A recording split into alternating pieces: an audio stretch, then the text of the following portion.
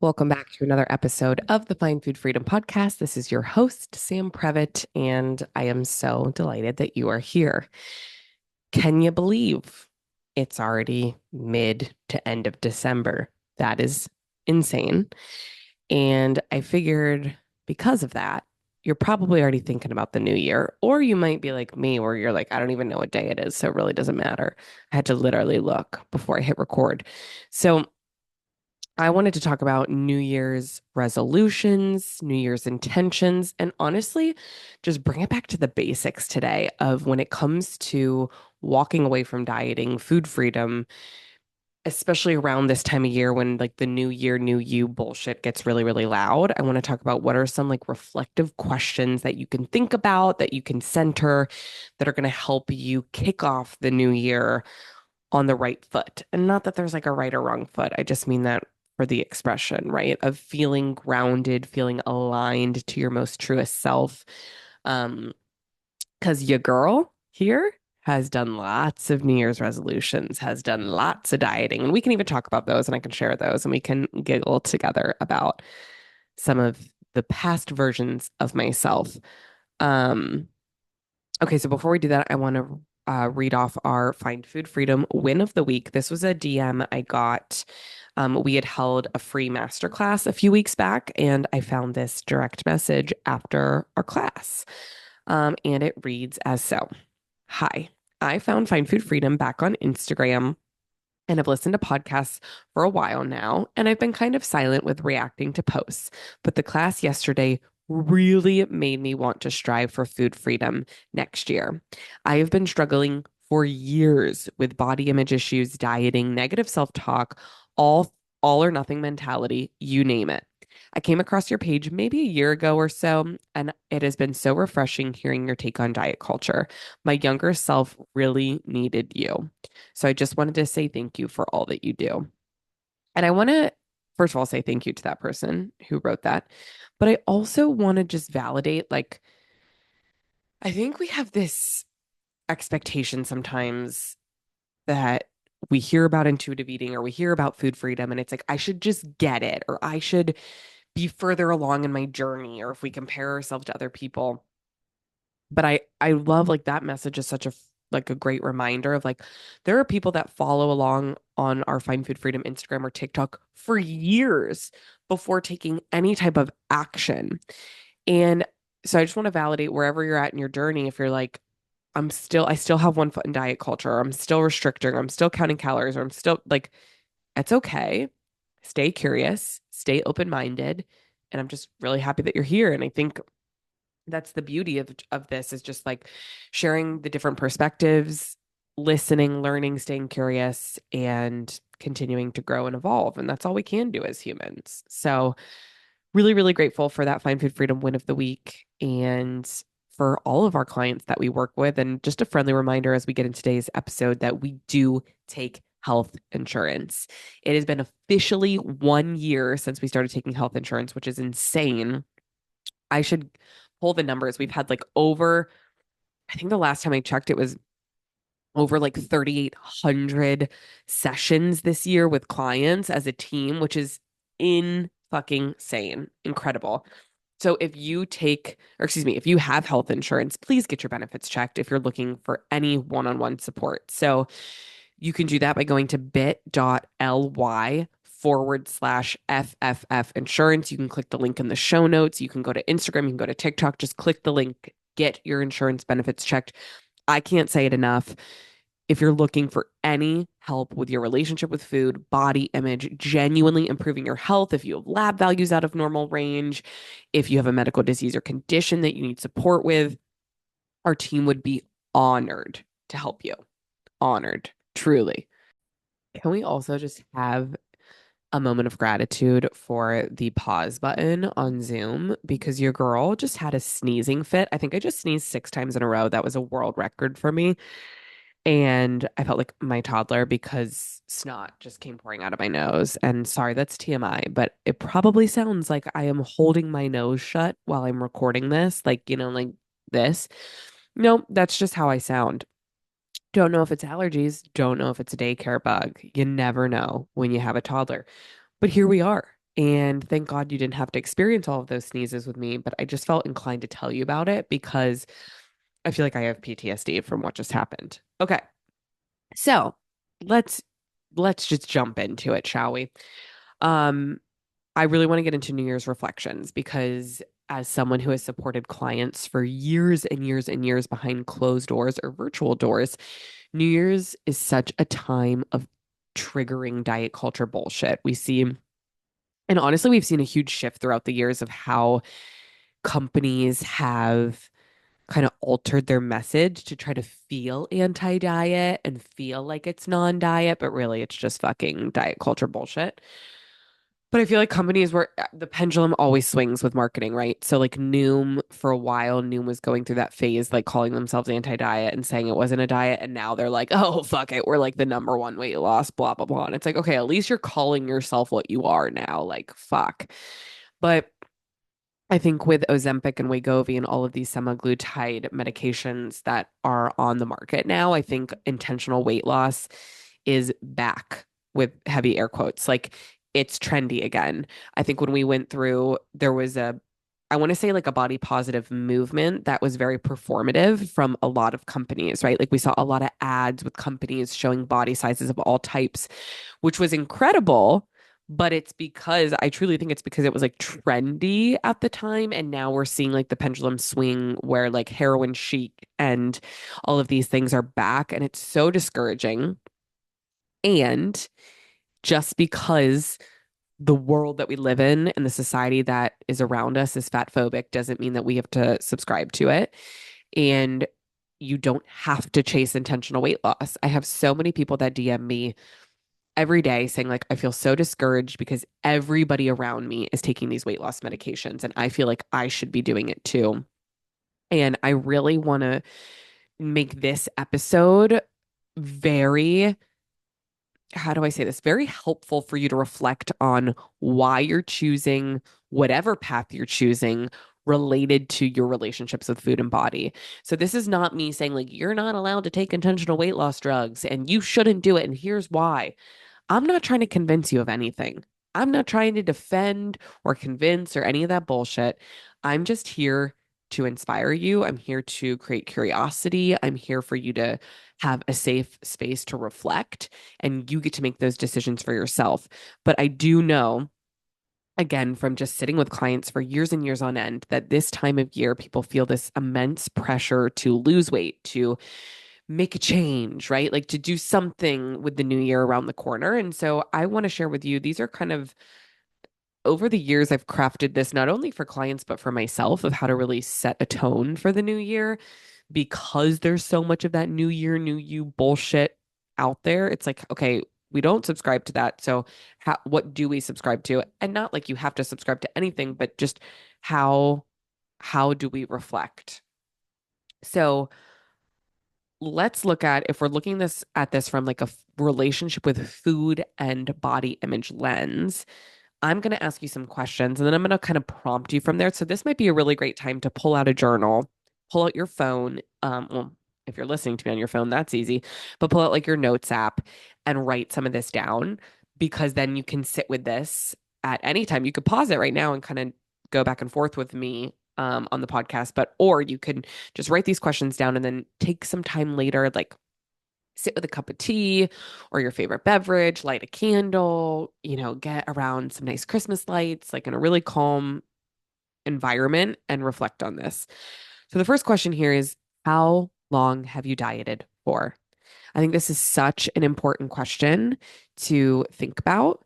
And and when we talk about how long you've dieted for, this doesn't mean just like on a diet, right? So like you're on the Atkins diet, you're on the keto diet, you're on the intermittent fasting diet, like you're following the set of rules. This can mean more so like how many years have you been restricting your calories? How many years have you followed any food rules of like don't eat after 8 p.m. or just silly things that we pick up through diet culture that we don't even realize we're doing until we really sit down and assess it. So I want you to think about How many years have you been on and off the wagon, black or white, all or nothing, restrict and binge, periods of sensible control and completely out of control around food? And this can be so helpful to sit down, to see it on a page in front of you, because a lot of times we don't really think about this until we're asked this question. And this is something that with all of our clients that we work with, these are like one of the first things we really look at is our past, right? Our dieting history. Now, I want to ask you, when you look at that number that you just wrote down or that you're reflecting on, how has dieting worked for you thus far? So the majority of clients we work with, they are over 20 years of dieting. Like that's the number that we see commonly.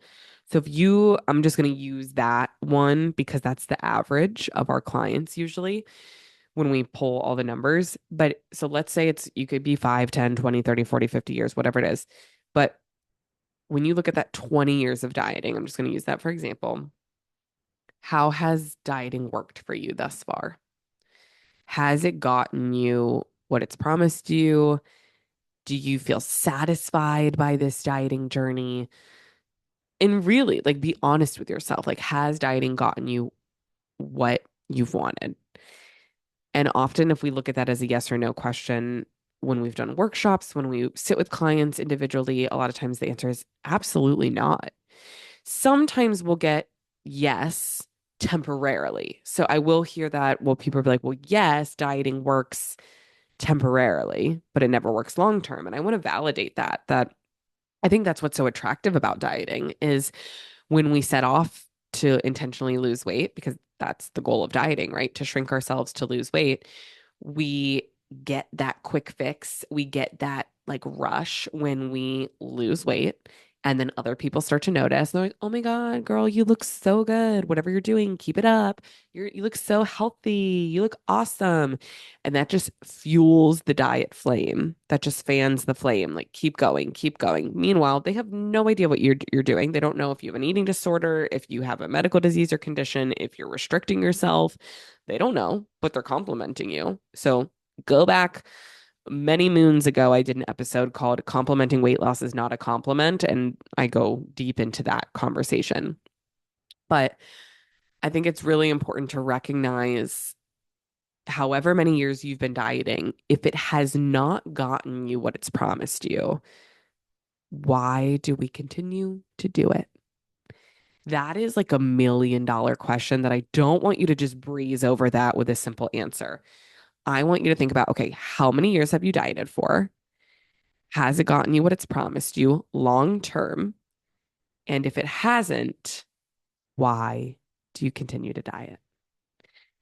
And this is one that it's like pull back the shades, pull back the layers and let it rip. Like, why do you keep dieting? And there's so many reasons. Like, and I'm not saying that this is going to be your answer. I just want to rattle off a few that, again, with working with hundreds and hundreds of clients, I see this all the time. Big one that I hear all the time, health. People think that they have to diet to be healthy. So we could almost do like a series on this of why that is not fact. We know that dieting is the number one predictor of weight gain. So people are dieting to try to intentionally lose weight, but really dieting is the number one predictor of weight gain and the number one precursor to eating disorder. Another reason I hear often is to love myself or to feel better in my body, whether that be physically, mentally, emotionally. So I understand again why people feel this way because medical practitioners all the time will say, "Oh, you have knee pain, well lose weight and your knee won't hurt anymore." Well, if that were the truth, then people that resided in smaller bodies would never experience knee pain or back pain or any pain. Some people it might be to feel better emotionally or that mentally, or like if we think of self-love, right? Or the body image conversation. Again, if that were the truth, then every single human that resided in a smaller body would love themselves. And so there's these false narratives that surround dieting. And it's so easy to subscribe to them. Like, I'm going to raise my hand over here. I did it for over 10 years. Like, my entire 20s were spent just like Not near the end, I started to learn about intuitive eating and whatnot, but the majority of my 20s, I subscribed to these narratives and I was chasing on the hamster wheel of like, smaller is better, smaller is worthy, smaller is healthier, smaller is loved, all of these things until I was like, holy shit, I can't fucking do this anymore. And this is a huge lie. And I feel like I woke up and saw diet culture for what it was. And I'm so grateful that I did. And so, really, really sit with that question. Don't skip over this part. Please sit with the question. If you've dieted for X amount of years, it hasn't gotten you what it's promised you long term, why do you continue to do it? And I'm not saying this to like instill guilt and shame in you. I really want you to dig deep and like, why do you continue to do it? We don't need to feel any guilt or shame. We live in a very fat phobic world where people are nicer to you if you're in a smaller body. You have more privilege if you reside in a smaller body. You have more opportunities. You have less discrimination and oppression against you simply for existing in a smaller body. So I understand why people do it. And we cannot live our lives trying to appease other people. Body diversity is real. Bodies are meant to be different sizes. And you were meant for so much more than chasing a smaller body for your entire life. Okay, so that is kind of the reflection piece of this episode. But if we continue on, I want you to think about the future now. So we were kind of looking at the past before, but now let's look at the future. Let's look at 2025, right? The future is upon us. The new year is ahead. If you could pick one word for me, just one word, I don't want you to do a sentence. I don't want you to do a paragraph. I want you to hone in and be like, okay, I'm going to choose one word. What do you want to feel and experience in 2025? Pick one word. Again, I don't know what your word is. I am not a psychic, but I do this work often with clients. So I'm going to kind of rattle off some of the ones that I usually hear: peace, joy, love, contentment, relaxation, acceptance, present. Um, these are like kind of the usual vibe of the words that I'll get. And I want you to center that word. I want you to think about the word. What is the one word that you want to feel to describe what you want to feel and experience in 2025 and beyond? But let's keep it to next year. And I want you to think of that word. And I want you to, and I'll use myself as an example. Last year, my word that I chose, I did a similar series around this time of the year.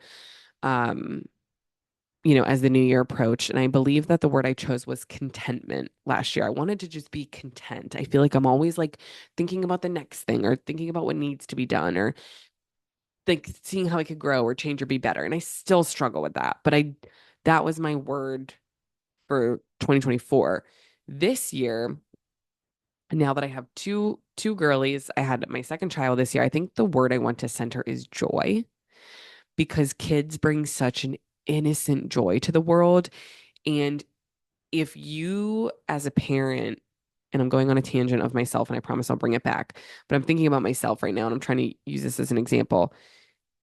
If I get caught up in like what needs to be done, what has to be done, what like all this stuff, it is so easy to miss the pure joy that children bring into our lives because we're adults, right? So we're like hyper aware of like the world and like what's going on, but like they don't know that. They like you are their entire world as their parents and obviously their friends and their neighborhood and like their small communities.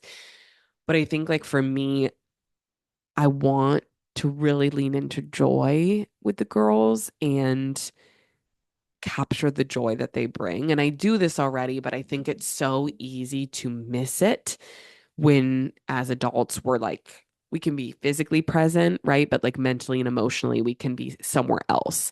And this is what happens with dieting. It's the same shit, just a different like I'm literally just using a different example. So like for myself in my 20s, sure I'd be like physically present at social events or whatever, but mentally and emotionally I was like, let's say I'm at a wedding, right? Or like a party. I'd be like, I can't eat that. I'm not going to eat that. you need to be good. And then I would start to eat the food, whatever it was. And then I'd be like, okay, you can be bad tonight. Okay, fuck it. I'm going to eat more of it because tomorrow I'm not allowed to have it. Okay, tomorrow, diet starts tomorrow. Okay, tomorrow you're not allowed to have it. Monday, you're not allowed to have it. After the holiday, you're not allowed to have it. And like, I couldn't be present because I was so fucking fixated on the food. And I think the same thing, yeah, I don't do that anymore with food. Like, I truly do not. And it's really easy to take those kind of habits and behaviors and transfer them to another part of your life. And Jenna and I talk about this a lot on What the Actual Fork podcast. But like, we struggled with disordered eating and eating disorder like in our past. And now as parents, I feel like I'm not struggling with that. Thank God. I'm so grateful for that. And it's really easy to take those behaviors and like apply it to parenting where like I want to be present, but there's still this like voice in my head that's like, I need to do this, or I could be better. I should be better at this, or I feel guilt because I'm not doing this, or like, I just want to be present and experience joy. That's really what I want to center. And then now, whatever word you chose for whatever reason, I think definitely doing some journaling on like why you chose that word, I think could be really helpful. So for the sake of this conversation, I just asked you, what is that one word you want to experience? But to take it a step further, does dieting or the pursuit of intentional weight loss contribute to that word? And like, we can use my example that I just gave, right? Like, joy. I want to experience joy. Does restriction dieting contribute to joy? No, quite the opposite. I think that dieting sucks the joy out of life. How can we enjoy food when we're not allowed to have it? How can we enjoy social events when we're too wrapped up about the food and the calories and all of the things there? How can we enjoy anything when we think that we aren't good enough due to the size of our body to be present somewhere? Like if we're like, oh, well, if I was just smaller, then I would be liked. If I was just smaller, I would be happier. If I was just smaller, things would be better. Um, and I think about it doesn't mean that my 20s, like I hated my 20s and they were horrible because I had some really great times, but it was like there was a black and white colored lens on my life that stopped me from having the pure joy that I could because it was always muffled or covered with this narrative of like you're not good enough, you need to be smaller, etc. And now I feel like especially seeing it through my daughter's eyes that like my life is in technicolor of like I'm not it's not muted by diet culture, which I'm so grateful for.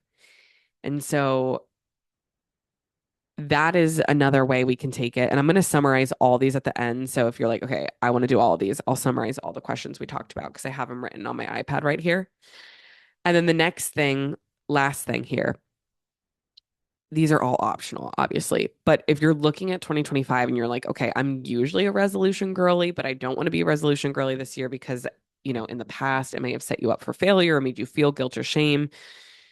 What can we replace that with? So, first of all, I want to use myself as an example. I have had every diet culture resolution under the sun that you could ever fucking imagine. I remember one year I was like, I'm never gonna eat a carb this year. And by like 5 p.m. on January 1st, I was like ordering a calzone on Uber Eats or whatever. Uber Eats didn't exist in my 20s, but you know what I mean. How did we survive without Uber and Uber Eats in college? Like that's insane. Um, so I've done I mean, I had resolutions that I'm gonna work out every day of the year. And again, by like the third day, I'm like, I can't fucking do this. So let's look at, okay, if we don't want to do resolutions, and that's not to like knock people that do resolutions. Everybody's different, right? So like if you're a resolution girly and you fucking love it, great. Do resolutions bring you guilt and shame when you don't complete them or they fail? Okay, well then like maybe they don't serve you then. But it's not to say like you can't do them or shouldn't do them. So what I like more because I this again it stirs up less guilt and shame in me and I think it's like genuinely fun is doing either intentions or bucket lists. So, for example, we already kind of hit on the intentions of like, okay, what's the one word you want to feel and experience in 2025? For me, we'll use me as an example. It's joy. Joy is my intention for the year. So then everything that you do or choose to do in 2025, you have that filter on it. You have that intention set, and you can ask yourself, does blank said thing contribute to joy? Because if joy is the word, that's the intention that I'm choosing.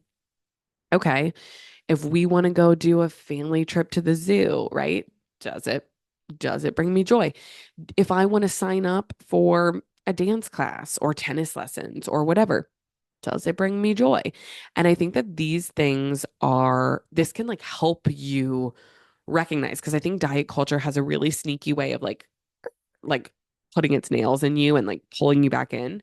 So I think asking yourself, like, does this bring me true blank joy, peace, contentment, freedom, whatever the word you chose? Or if you're like, I'm not much of an intentions girl, let's bring it back to bucket list. So some people, and I feel like a client probably shared this with me years ago, and I love learning from my clients that they did bucket lists of things they wanted to achieve that year. So resolutions I don't like because I feel like they're very like black or white, all or nothing. They like give me diet culture vibes. But a bucket list is like, what are some fun ass things that you want to try? So like, is it tennis lessons? Is it a dance class? Is it traveling to a local hot springs? I don't know. I live in Florida, so that was the first thing I could think of. So like coming up with all of these things that it's like, these are things I want to do this year that are fun, that have nothing to do with shrinking my body or a number on the scale. Like, think about that. Like, resolutions related to intentional weight loss are like, how do I shrink myself? When we are on this fucking floating rock, none of us have any idea how long we're going to live for. It's like, you were made for so much more. It's like, what is the fun ass shit that you want to do this year? Write it down, because your life is ticking by so slowly, or so slowly, geez, so fast, and you never know when it's going to end. So, like, put it down and be intentional about doing those things. And I, like most podcasts that I record, I need to hear this fucking message myself, because I am the queen of just getting stuck in my mundane routine with a toddler and a baby and just cleaning and doing this and that and that. And then like weeks and months go by and I'm like, still haven't taken the tennis lesson, still haven't signed up for the dance class, still haven't done something for myself. And so I am happy to say that I'm going to walk away from this episode doing my bucket list for 2025. And I'm grateful that I had this opportunity to share with you my word for 2025. So as promised, I'm going to quickly, I'm just going to like almost like bullet point list off everything we just talked about. So you have it in one condensed clip if you want to listen to this. And then we're going to close out for today. So here's some of the reflections. One, how long have you been dieting for? Two, has dieting gotten you what it's promised you long term? Three, if it has not, why do we continue to diet or chase intentional weight loss? Four, what is one word that explains or gives light to what you want to feel and experience in 2025? Five, does dieting contribute to that word? And six, what, whether this isn't really a question, but like your bucket list, you can list off things, your bucket list for 2025, set an intention for 2025, really go into this new year saying, what can I do to fill up my cup? Diet culture is all about making you smaller, taking away, restricting, depriving. I want to really challenge you to get away from that mindset and really look at, what can I include? What can I add in to make my life more bountiful, plentiful, rich? That is what we're looking for in 2025. So I am so incredibly grateful that you chose to spend this time with me. I thank you so much. Please, please, please, if you enjoyed this episode, rate, review, subscribe. on Apple Podcasts. It takes no time at all. Just hit the however many stars you want to give.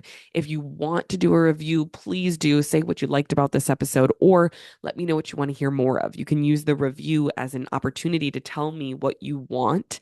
The more I hear from you, the more I can craft episodes that are going to be helpful. And please do not hesitate to reach out for support. Click the link in the show notes before. We have a team of 15 dietitians and certified intuitive eating counselors that are here to help you make peace with food and body and genuinely improve your health. And we're here for you today in 2025 and beyond. So I am wishing you an incredible holiday. I will be releasing a very short episode on Christmas Day to just check in with you, to be there for you, to support you. So check in next week with me and sending you so much love this holiday season. And I'll see you next week.